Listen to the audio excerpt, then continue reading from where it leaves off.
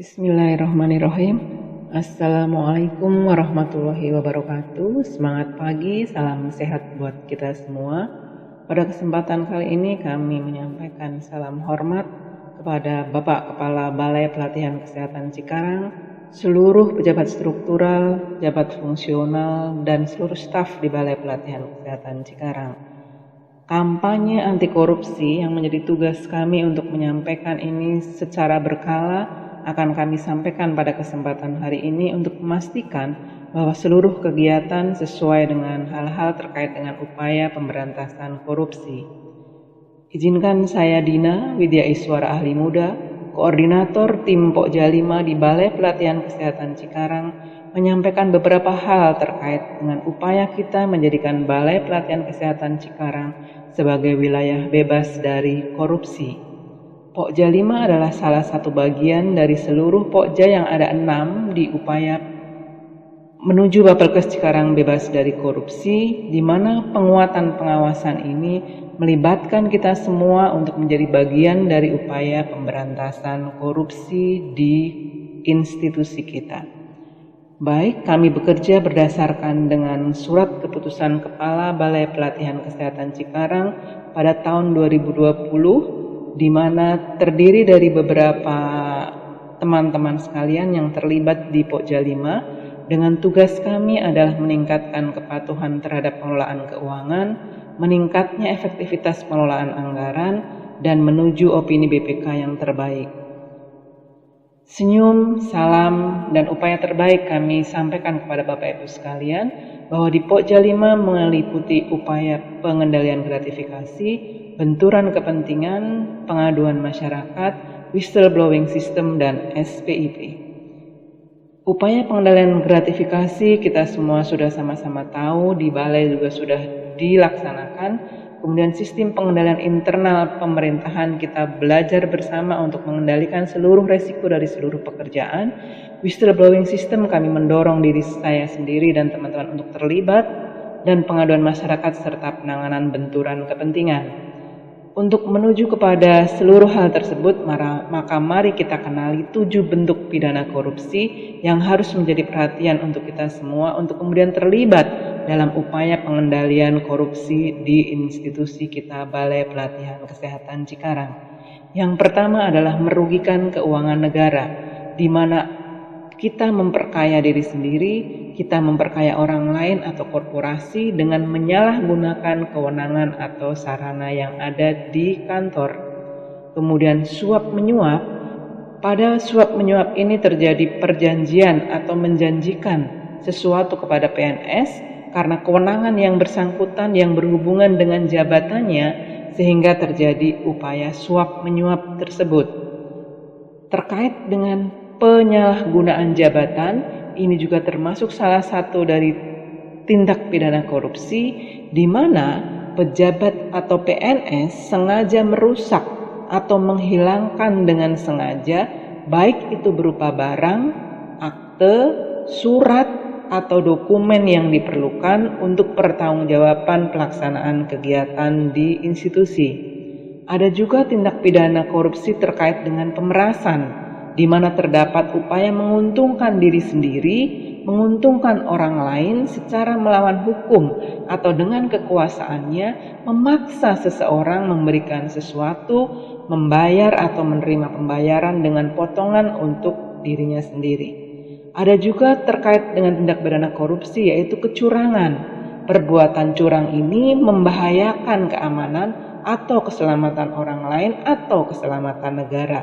Dalam hal ini ada beberapa hal terkait dengan kecurangan, baik itu melalui proyek pekerjaan ataupun hal-hal yang lain. Kemudian yang keenam adalah benturan kepentingan.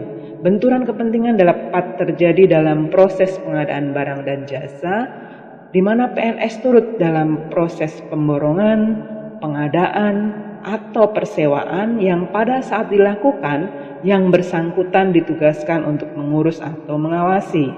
Kemudian yang terakhir adalah gratifikasi. Ini adalah sebagai akar dari seluruh perbuatan korupsi. Gratifikasi adalah pemberian dalam arti luas, baik itu seketip, 2 keping, baik itu segepok uang, baik itu berupa kado atau hadiah yang disalurkan melalui elektronik maupun non-elektronik, dan hal-hal yang terkait dengan seluruh bonus ataupun pulsa yang bisa diberikan kepada pejabat yang berkepentingan. Baik, kita masuk ke upaya pengendalian gratifikasi. Ini yang pertama yang harus dikuasai terkait dengan penguatan pengawasan. Di gratifikasi ini ada beberapa hal yang harus kita perhatikan, yaitu pemberian layanan kepada masyarakat yang dapat memungkinkan kita menerima pemberian, kemudian terkait dengan proses penyusunan anggaran, kemudian proses pemeriksaan audit atau monitoring atau evaluasi, dan beberapa hal yang berhubungan dengan gratifikasi. Setiap gratifikasi harus dilaporkan dengan batas pelaporan, yaitu bila dilaporkan kepada institusi kita atau UPT kita atau UPG kita adalah batasnya 5 hari, tapi bila Bapak Ibu langsung menyampaikan kepada KPK maka batasnya adalah sampai dengan 30 hari. Ini adalah contoh form yang barangkali sudah terbiasa dan teman-teman sudah pernah mengaksesnya, form laporan gratifikasi yang bisa diakses di beberapa laman, beberapa link yang sudah pernah kami sampaikan pada kesempatan sebelumnya. Dan terima kasih banyak atas kerjasama serta peran inisiatif teman-teman sekalian yang sudah terlibat. Di mana manfaat pelaporan gratifikasi adalah pelaporan gratifikasi melepaskan ancaman hukuman terhadap penerima, kemudian pelaporan gratifikasi memutus konflik adanya kepentingan, dan pelaporan gratifikasi merupakan cerminan integritas individu yang juga merupakan masukan kepada pimpinan pribadi-pribadi mana yang berintegritas tinggi. Sebuah piala besar kami persembahkan, sebuah penghargaan kami sampaikan kepada teman-teman yang sudah terlibat langsung dalam upaya pengendalian gratifikasi dan sudah melaporkan penerimaan gratifikasinya, baik melalui kami di UPG maupun langsung ke laman KPK dan mendapatkan apresiasi dari Komisi Pemberantasan Korupsi. Terima kasih sekali lagi kami ucapkan untuk kemudian kita masuk ke sistem pengendalian internal pemerintahan yang meliputi lingkungan pengendalian, penilaian resiko terhadap seluruh pekerjaan yang kita laksanakan, kemudian kegiatan pengendalian terhadap resiko apapun yang kita temukan, dan pemantauan terhadap seluruh kegiatan pengendalian, penilaian resiko, dan identifikasi resiko untuk kemudian kita komunikasikan kepada seluruh pihak yang terlibat. Terkait dengan SPIP, maka di lingkungan pengendalian kita melakukan penegakan integritas dan etika, komitmen terhadap kompetensi pegawai, kepemimpinan yang kondusif yang membawa institusi kepada arah kebaikan, struktur organisasi yang sesuai dengan kebutuhan organisasi, pendelegasian wewenang dan tanggung jawab yang dikawal dengan SOP yang baik, kemudian kebijakan yang sehat, peran aktif yang efektif, serta hubungan kerja yang baik. Keunggulan organisasi kita, Bapelkes Cikarang dinilai dari maturitas sistem pengendalian internal pengawasan, sistem pengendalian internal pemerintah yang ada di Balai. Ini bisa Bapak Ibu akses di website Bapelkes Cikarang dan akun kita sebagai pegawai Balai Pelatihan Kesehatan Cikarang. Kita masuk ke berikutnya, yaitu whistleblowing system yang sehat tanpa korupsi harus ditunjang dengan whistleblowing system, keberanian kita untuk menjadi pelapor, di mana saya dukung kita semua untuk menjadi whistleblowing system. Identitas Anda akan dijamin kerahasiaannya.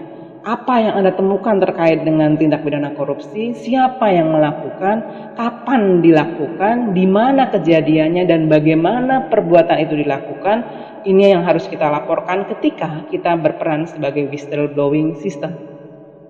Sambil ngopi, ini budaya teman-teman kita di Cikarang. Maka kita juga bisa berfungsi, kita bisa menggerakkan jari kita untuk menjadi whistleblowing system, baik itu melalui kanal Ijen Kementerian Kesehatan maupun melalui kanal langsung ke KPK bila Bapak Ibu sungkan untuk menggunakan kanal di Kementerian Kesehatan.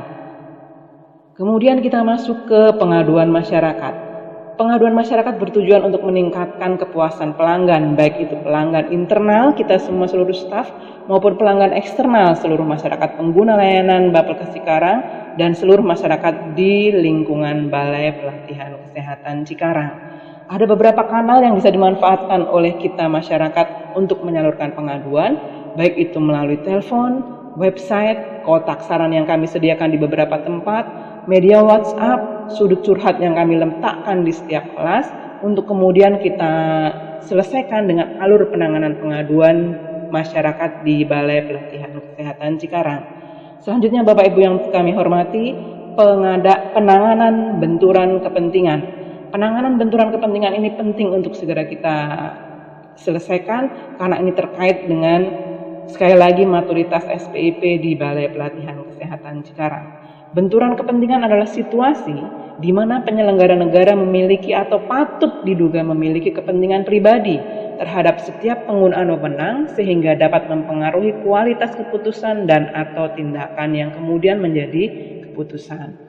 Penyebab benturan kepentingan ada beberapa yang kemarin sudah kami sampaikan, yaitu terdiri dari adanya hubungan keluarga, kemudian keterlibatan pegawai dalam pengadaan barang yang seharusnya dia kerjakan, di mana kita harus memiliki atau mempunyai pedoman terkait dengan pengadaan barang dan jasa yang harus dipedomani dan harus dilaksanakan oleh semua pejabat yang terlibat dalam pengadaan barang dan jasa.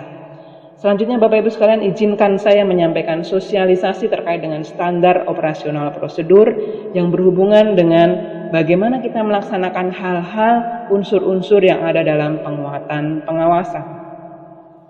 Standar operasional prosedur yang ingin kami sampaikan dan semoga bisa dipedomani dan beberapa sudah menjadi pedoman kita melaksanakan kegiatan adalah laporan penerimaan gratifikasi, kemudian laporan penanganan benturan kepentingan, kemudian standar operasional prosedur terkait dengan pengendalian risiko di seluruh pelayanan, penanganan pengaduan masyarakat, dan pelaporan whistleblowing system. Yang terakhir Bapak Ibu sekalian, ini adalah monitoring kinerja Pokja 5 di tahun 2020, di mana terkait dengan pengendalian gratifikasi, kemudian SPIP, kemudian pengaduan masyarakat, whistleblowing system, dan penanganan benturan kepentingan. Kita sudah sampai pada tahap semester 1 di tahun 2020. Beberapa kegiatan sudah kita laksanakan meliputi sosialisasi, kemudian pelaporan-pelaporan bulanan, penanganan-penanganan kasus, dan rekomendasi terkait dengan temuan kasus. Nilai-nilai anti korupsi yang ingin kami sampaikan pada kesempatan hari ini adalah bersih, jujur, mandiri, peduli, adil, kemudian disiplin, kerja keras, tanggung jawab, dan sederhana. Salam kasih sayang, semoga masyarakat Indonesia segera bertambah sejahtera. Terima kasih, thank you, jazakumullahu khairan khasiro. Matur nuwun Bapak Ibu sekalian atas perhatian dan kerjasamanya. Billahi taufiq wal hidayah. Wassalamualaikum warahmatullahi wabarakatuh.